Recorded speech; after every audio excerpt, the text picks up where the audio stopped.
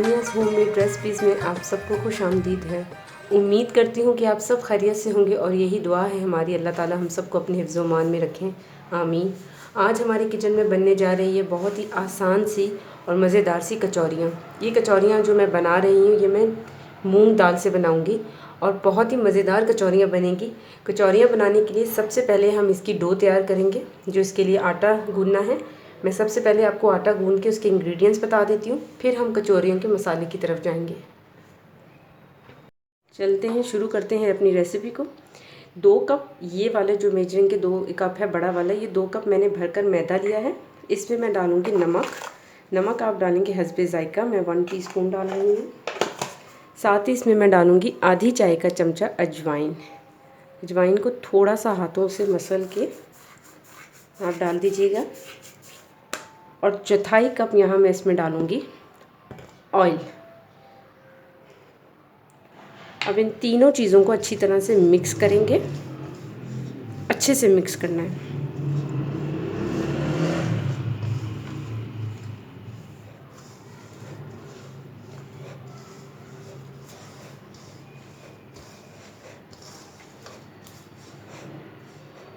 ये देखें, इस तरह जब आपकी मुट्ठी बन जाए तो इसका मतलब है कि आपका ऑयल अच्छी तरह से मिक्स हो चुका है। अब मैं इसकी यहाँ मेरे इसमें मुट्ठी बन रही है। अब मैं इसकी बनाऊँगी, आटा गूँधूँगी। आटा हमने बहुत सख्त नहीं गूँधना, इसका आटा हम नरम गूँधेंगे। ये कप मैंने पानी का लिया है, जितना आपको चाहिए उस हिसाब से आप पानी डालकर इसका नरम सा आटा गूँध लीजिए।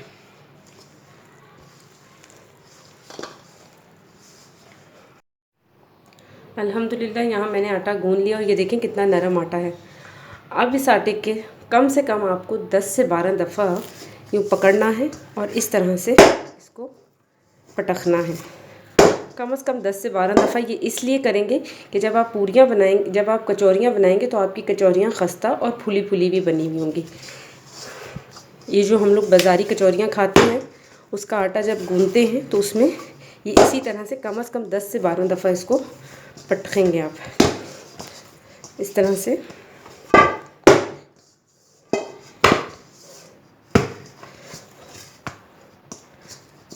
देखें, मैंने इसको कम से कम 12 दफ़ा पटका था और ये देखें कितना अच्छा सा नरम सा हो चुका है। अब मैं इसको कम से कम 20 से 25 मिनट के लिए ढक के रख दूँगी। और जितनी देर इसको हम रखेंगे उतनी देर में हम अपनी जो इसके अंदर बनानी है हमने फिलिंग, वो फिलिंग तैयार कर लेंगे। हमने अपना आटा गूँध के रख दिया है। अब हम चल रहे हैं, इसकी जो फिलिंग बनानी है उस फिलिंग को बनाने के लिए हमने जो इंग्रेडिएंट्स लेने हैं हम उसकी तरफ चल रहे हैं। अब हम जो इंग्रेडिएंट्स इसकी फिलिंग में डालेंगे, मैं आपको तमाम इंग्रेडिएंट्स बता दूं कि तमाम इंग्रेडिएंट्स आपके घर में, आपके किचन में मौजूद हैं। और हमारी यही कोशिश है कि हम आपको अच्छी से अच्छी और आसान, कम बजट में बनने वाली रेसिपीज़ बताएं ताकि आप आसानी से अपने घर में रेसिपीज़ बना सकें। और आपसे यही रिक्वेस्ट है कि आप मेरे चैनल को ज़्यादा से ज़्यादा सब्सक्राइब करें और ज़्यादा से ज़्यादा मेरी रेसिपीज़ को शेयर करें अगर आपको मेरी रेसिपीज़ पसंद आ रही हैं। तो चलते हैं अपने मसाले की तरफ। यहाँ मैंने 1 टीस्पून साबुत धनिया लिया है, 1 टीस्पून मैंने लिया है सौंफ और 1 टीस्पून ही मैंने लिया है ज़ीरा। इन तीनों चीज़ों को मैं हल्की सा भून लूँगी। 2 अदद मैंने उबले हुए आलू लिए हैं। 1 कप मैंने ली है मूंग की दाल। मेरे पास मूंग की दाल थोड़ी कम थी तो मैंने इसमें थोड़ी सी मसूर की दाल भी डाल ली थी और इसे मैंने आधा घंटा भिगो के रखा था। फिर मैंने इसे धरा सा कूट लिया था। बहुत बारीक नहीं पीसना, ये थोड़ा दरदरा सा कूटा हुआ है। इसमें जो मसाले जाएंगे उसमें मैंने लिया है 1 टीस्पून भरकर कुटी लाल मिर्च, आधा टीस्पून मैंने इसमें लिया है नमक। सफ़ेद जो रेगुलर नमक है वो हमने हस्बे ज़ायका इस्तेमाल करना है। 1 टीस्पून मैंने लिया है इसमें आमचूर का पाउडर, आधा टीस्पून मैंने इसमें ली है हल्दी, 1 टीस्पून मैंने इसमें लिया है कश्मीरी लाल मिर्च। कश्मीरी लाल मिर्च मैंने इसलिए ली है कि मैंने कुटी मिर्च ज़्यादा रखी है, ये सिर्फ मैंने कलर के लिए लिया है और इसका जो मसाला है वो आपको तेज़, ये मिर्ची तेज़ नहीं होती। 1 टेबल स्पून मैंने यहाँ लिया कसूरी मेथी। ये बिल्कुल ऑप्शनल है, आप डालना चाहें तो डाल दें, नहीं तो इसे पूरी तरह से स्किप कर सकते हैं। साथ में मैंने इसमें लिया है 1 मीडियम साइज़ की प्याज को बारीक काट लिया है, 2 अदद मैंने हरी मिर्ची ली हैं और 1/4 गड्डी मैंने धनिया और पुदीना की लेके बिल्कुल बारीक काट लिया है। जो 3 मसाले मैंने आपको बताए थे इन्हें मैं हल्का सा भून लूँगी। भूनने के बाद फिर हम लोग जो दूसरे मसाले हैं जो दाल के, उसको फिर मैं आपको बताऊंगी किस तरह से आपने बनाना है। यहाँ पहले मैं इन मसालों को हल्का सा भूनकर मोटा मोटा कूट लूँगी। धनिया और सौंफ जो मैंने आपको तीनों मसाले बताए थे ये मैंने कूट लिए हैं दरदरे से मोटा मोटा सा। ऑयल हमने रख दिया है 1 टेबल स्पून मैंने इसमें ऑयल डाला है। ऑयल इसमें ज़्यादा नहीं डालना बहुत, बस 1 टेबल स्पून मैंने ऑयल डाला है। सबसे पहले मैं ये जो मैंने मसाला बनाया था ना, ये मसाला इस ऑयल में मैं डालूँगी। इसे मैं हल्का सा भूनूँगी कि इसकी खुशबू आने लग जाए। हल्का सा इसको हम भूनेंगे, बहुत ज़्यादा नहीं, बस 1-1.5 मिनट के लिए मैं इसको भूनूँगी।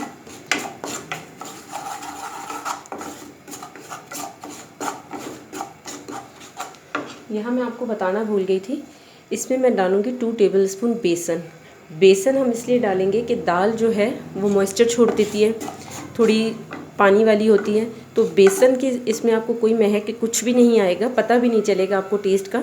ये जो है दाल के मॉइस्चर को ख़त्म करेगी। हल्का सा इस बेसन को मैं इसके साथ भूनूँगी।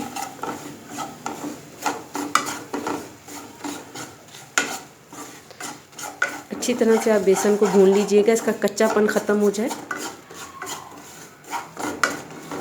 कम से कम 2 मिनट के लिए मैं बेसन के साथ इसको भूनूंगी कि बेसन हमारा पक चुका है। अब इसमें मैं ये दाल डाल रही हूँ, इसको मैं अच्छे से मिक्स करूँगी।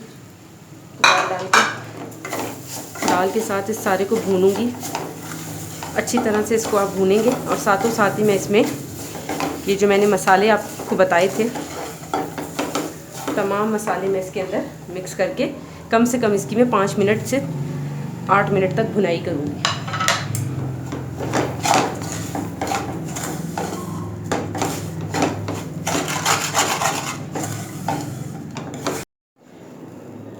बहुत ही ज़रा सा मैं इसमें पानी डालूँगी, बहुत ज़रा सा, कि हमारा मसाला नीचे लग रहा था वो नीचे ना लगे। बस 1/4 कप से भी मैंने ज़रा सा पानी लिया था। और अब मैं इसको मज़ीद भूनूँगी। यहाँ से 7 से 8 मिनट तक मैंने इसकी भुनाई की थी और इसको अच्छे से मैंने भून लिया। ये देखिए बिल्कुल छोड़ दिया इसने अपनी जगह इस तरह से। अब यहाँ मैं इसमें डालूँगी आलू। ये मैंने 2 अदद मीडियम साइज़ के आलू लिए थे, ये डालूँगी इसमें। फ्लेम में इसका बंद कर दूँगी और साथ ही मैं इसमें डालूँगी हरा धनिया, पुदीना, हरी मिर्चें और प्याज। इन तमाम चीज़ों को मिक्स करके मैं इसे थोड़ी देर के लिए ठंडा होने के लिए रख दूँगी। फिर हम आपको बताएंगे कि हमने आगे क्या करना है। अभी मैं इन तमाम चीज़ों को मिक्स करके थोड़ी देर के लिए ठंडा करूँगी। मसाला ठंडा हो चुका था। मैंने यहाँ इसके बॉल बना के रखते हैं छोटे छोटे। एक बॉल मैं आपके सामने बना देती हूँ। ये देखिए इस तरह से इसको लिया, थोड़ा सा ज़रा छोटा सा एक बॉल इस तरह से, ये आराम से बॉल बन जाएगा आपका। इस तरह से छोटा सा दरमियाना सा बस बॉल आपने बनाया। इस जितना आपने ये बॉल का साइज़ है ना, इससे बड़े साइज़ का आपने पेड़ा बनाना है। जैसे मैंने ये लिया है इस तरह से, अभी मैंने खाली पेड़े को बनाया है। इस तरह से बना के अब आप हथेली की मदद से इसको चौड़ा कीजिएगा। इस पर पानी शानी खुशक मैदा कुछ भी नहीं लगेगा।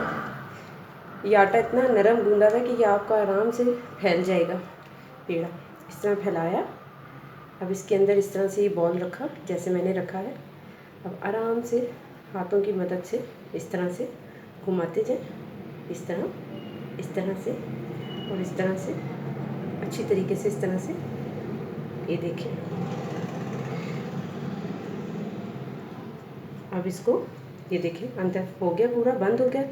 अब इसको हथेली पर आराम से अगर आपकी हथेली पर ये चिपक रहा है तो हल्का हल्का ऑयल लगा दीजिए और हथेली की मदद से ऐसे आराम से इसको फैलाते जाए। इस तरह दोबारा मैंने घुमाया और इस तरह से, इसी तरह मैं अपनी तमाम कचौरियाँ बना लूँगी। ये देखिए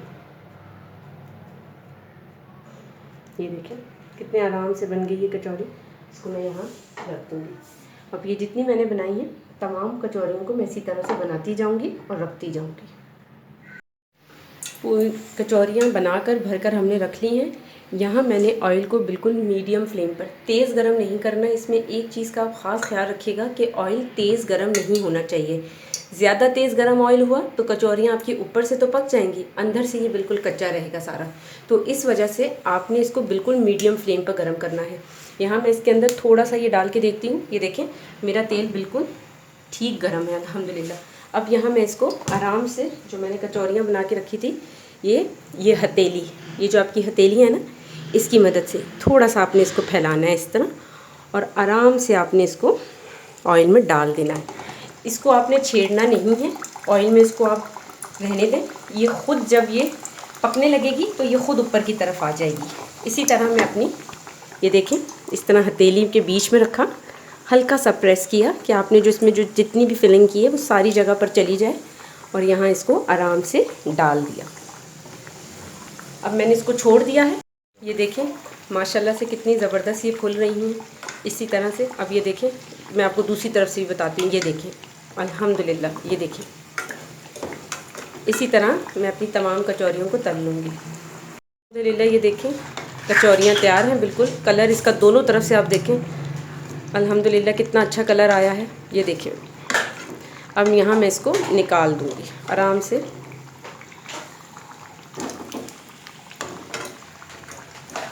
زبردست پھولی پھولی ہوئی کچوریاں بنی ہیں ہماری۔ اگر آپ بھی چاہتے ہیں کہ کچوریاں بالکل پھولی پھولی بھی بنیں تو اس کی وہی میں نے جو آپ کو ٹپ بتائی تھی کہ کم از کم 10 سے 12 دفعہ آپ اپنے آٹے کو پٹخیں، کیونکہ یہ جو آٹا پٹخنے سے ہی آپ کی جو کچوریاں ہیں یہ پھولی پھولی بھی بنیں گی اور خستہ بنیں گی۔ یہاں اسے بھی میں نکال دیتی ہوں، یہ بھی الحمدللہ ہو چکی ہے، یہ دیکھیں۔